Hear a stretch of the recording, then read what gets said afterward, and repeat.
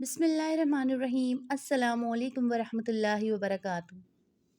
حضرت عمر فاروق رضی اللہ تعالیٰ عنہ کا دور خلافت جب شروع ہوا تو آپ رضی اللہ تعالیٰ عنہ حضرت علی مرتضیٰ رضی اللہ تعالیٰ عنہ کے ہمراہ کوفہ تشریف لے گئے اور وہاں سے یمن تشریف لے گئے، جہاں کرن پہنچ کر حضرت اویس کرنی رحمۃ اللہ کی تلاش شروع کر دی۔ لوگوں نے بتایا کہ دور عرفہ کی وادی میں ایک دیوانہ اونٹ چرا رہا ہے جس کی غذا خشک روٹی ہے۔ حضرت عمر فاروق اور حضرت علی اسی سمت چلے گئے اور حضرت اویس کرنی کے پاس پہنچ گئے۔ حضرت اویس کرنی رحمۃ اللہ اس وقت نماز میں مشغول تھے۔ دونوں حضرات ان کی نماز سے فراغت کا انتظار کرنے لگے۔ جب حضرت اویس کرنی نماز سے فارغ ہوئے تو دونوں حضرات نے سلام عرض کیا اور ان سے نام دریافت کیا۔ حضرت اویس کرنی رحمۃ اللہ نے فرمایا میرا نام عبداللہ ہے۔ حضرت عمر فاروق نے حقیقی نام دریافت کیا تو فرمایا میرا نام اویس رحمۃ اللہ ہے۔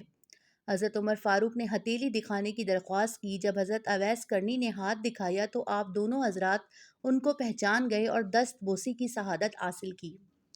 حضرت عمر فاروق نے حضور اکرم صلی اللہ علیہ وسلم کا سلام پیش کیا اور پیراہن عطا کرتے ہوئے حضور صلی اللہ علیہ وسلم کی وصیت سنائی کہ ان کی امت کے لیے دعا فرمائیں۔ حضرت اویس کرنی نے عرض کیا آپ دونوں حضرات اچھی طرح دیکھ بھال لیں، شاید وہ کوئی دوسرا فرد ہو جس کے بارے میں نبی صلی اللہ علیہ وسلم نے ارشاد فرمایا ہو۔ حضرت عمر فاروق نے فرمایا وہ شخص آپ ہی ہیں اور ہم نے حضور صلی اللہ علیہ وسلم کی بتائی ہوئی نشانی سے شناخت کر لیا ہے۔ حضرت اویس کرنی نے حضرت عرض کی اے عمر فاروق تمہاری دعا تو مجھ سے زیادہ کارگر ثابت ہو سکتی ہے۔ حضرت عمر فاروق نے فرمایا میں دعا تو کرتا ہی رہتا ہوں لیکن آپ کو حضور اکرم صلی اللہ علیہ وسلم کی وصیت پوری کرنی چاہیے۔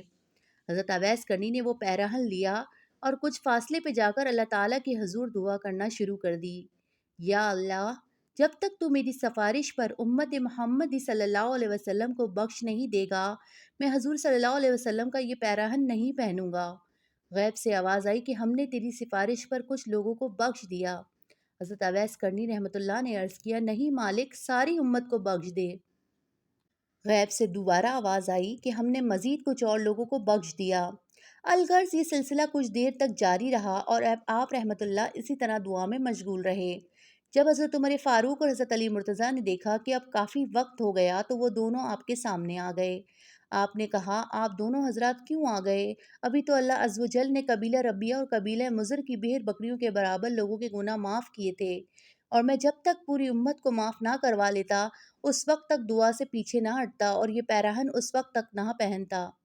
آپ کی یہ بات سن کر حضرت عمر فاروق نے حضور اکرم صلی اللہ علیہ وسلم کی حدیث سنائی جس میں آپ صلی اللہ علیہ وسلم نے فرمایا تھا کہ اویس کرنی کی دعا سے قبیلہ ربیہ اور قبیلہ مضر کی بھیڑ بکریوں کے برابر لوگوں کے گناہ معاف ہوں گے۔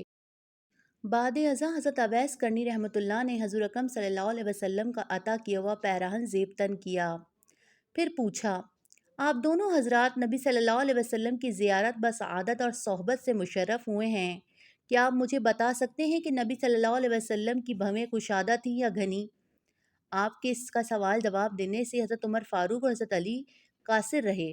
حضرت اویس کرنی رحمۃ اللہ نے کہا آپ دونوں حضرات تو حضور اکرم صلی اللہ علیہ وسلم کے قریبی دوست میں سے ہیں اور آپ دونوں حضرات حضور صلی اللہ علیہ وسلم کے ہمراہ جنگ احد میں شریک ہوئے۔ کیا آپ بتا سکتے ہیں کہ جنگ احد میں حضور اکرم صلی اللہ علیہ وسلم کے کون سے دانت مبارک شہید ہوئے تھے؟ یہ کہہ کر آپ رحمۃ اللہ نے اپنے تمام ٹوٹے ہوئے دانت دکھا کر کہا میں نے اپنا ایک ایک کر کے دانت اس خیال سے توڑ دیا کہ نہ جانے کون سا دانت مبارک شہید ہوا ہوگا۔ جب میں نے اپنے سارے دانت توڑ ڈالے تو مجھے سکون قلب حاصل ہوا۔ حضرت اویس کرنی کی بات سن کر دونوں حضرات پر رکت طاری ہو گئی۔ حضرت اویس کرنی کی اس بات سے انہیں اندازہ ہو گیا کہ ادب کا حق یہی ہے کہ جو کہ حضرت اویس کرنی نے اگرچہ رسالت مآب صلی اللہ علیہ وسلم میں حاضر ہو کر ادا نہیں کیا مگر اتباع رسول میں ادا کیا اور جس کا درس وہ ساری دنیا کو دے رہے تھے۔ بعد اس کے حضرت عمر فاروق رضی اللہ تعالیٰ عنہ سے آپ سے کچھ وصیت کی درخواست کی تو آپ نے فرمایا اے عمر اگر تم خدا شناس ہو تو اس سے زیادہ بہترین وصیت کوئی نہیں کہ تم خدا کے سوا کسی دوسرے کو نہ پہچانو۔ پھر آپ نے حضرت عمر سے دریافت کیا اے عمر کیا اللہ تم کو پہچانتا ہے؟ حضرت عمر نے اس بات میں نفی میں سر ہلا دیا تو حضرت اویس کرنی رحمۃ اللہ نے فرمایا بس اللہ کے سوا تمہیں کوئی نہ پہچانے یہی تمہارے لیے بہتر ہے۔ کچھ دیر تک حضرت اویس کرنی رحمۃ اللہ، حضرت عمر فاروق اعظم رضی اللہ تعالیٰ عنہ، حضرت علی مرتضیٰ رضی اللہ تعالیٰ عنہ اسی طرح باتیں کرتے رہے اور حضور اکرم صلی اللہ علیہ وسلم کی سیرت و اقوال موضوع میں لاتے رہے۔ اس کے بعد حضرت اویس نے فرمایا، آپ دونوں حضرات نے یہاں پہنچنے تک میری وجہ سے جو تکلیف و زحمت فرمائی اس کے لیے معافی چاہتا ہوں۔ اب آپ دونوں یہاں سے تشریف لے جائیں کیونکہ قیامت کا دن نزدیک ہے اور مجھے آخرت کی فکر ہے۔ قیامت کے دن ہمیں ایسا دیدار نصیب ہوگا جو کبھی منقطع نہ ہوگا۔ اب میں قیامت کا راستہ بنانے اور اسے صاف کرنے میں مشغول ہوں۔ سبحان اللہ، واللہ عالم بالصواب، جزاک اللہ۔